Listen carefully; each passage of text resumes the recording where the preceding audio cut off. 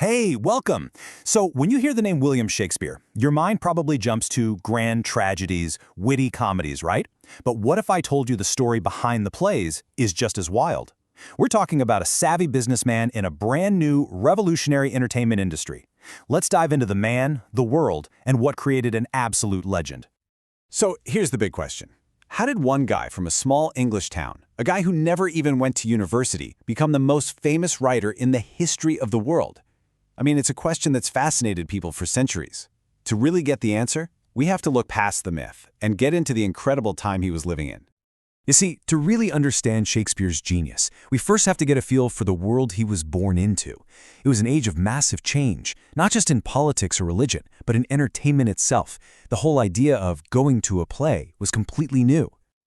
Okay, this right here shows a huge cultural leap. Before Shakespeare, drama in England was all about morality plays. Think of them as live-action sermons designed to teach you religious lessons. But as cities grew and the world got a bit more complex, audiences started wanting something different. They were hungry for entertainment that was exciting, human, and not just about divine instruction.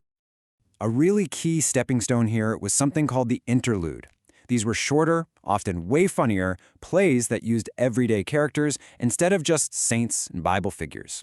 It sounds simple, but it was a radical idea. Drama could just be for fun, for entertainment's sake. And that simple idea blew the doors wide open for the kind of commercial theater Shakespeare would go on to perfect. And then, boom, 1576, a total game changer. London's very first public playhouse, called simply The Theatre, was built. Now think about that for a second. This wasn't just a new building, it was the birth of an entire industry. It was a creative explosion, kind of like the invention of cinema. And Shakespeare? He showed up in London at the absolute perfect moment to catch that wave. So, what was it actually like to go see a play back then? Well, it was a loud, rowdy, open-air party. The everyday folks, called groundlings, would be standing in the muddy pit right in front of the stage. Meanwhile, the richer folks watched from the covered galleries. And get this, there was almost no scenery. The whole spectacle came from these lavish costumes, dramatic sound effects, and most of all, the power of the language. The words had to paint every single picture in your mind. Okay, so that's the world Shakespeare walked into, this booming, brand new industry just waiting for a star. But who was the man at the center of it all? Let's meet him. For the most famous writer ever, Shakespeare's life has some pretty big gaps. We know the key facts. Born in Stratford-upon-Avon in 1564, married Anne Hathaway, and then he kind of just vanishes for a few years. When he pops back up in London around 1592, he's already making a name for himself as both an actor and a playwright. From there, he skyrockets, becomes a shareholder in the famous Globe Theatre, and eventually retires a very wealthy man back in his hometown, where he died in 1616. And this is a really important point to get. Forget that image of the starving artist in an attic. Shakespeare was a sharp entrepreneur. He wasn't just a writer, he was an actor and a shareholder in his acting company, the King's Men. So that means he wasn't just getting paid for his scripts, he was getting a cut of the box office profits. He was a total pro who knew exactly how to turn his words into wealth. And that professionalism, mixed with his just unbelievable talent, led to one of the most celebrated collections of work in human history. I mean, the sheer volume and variety of his work is just staggering. We know of at least 37 plays, and they usually get sorted into three main genres.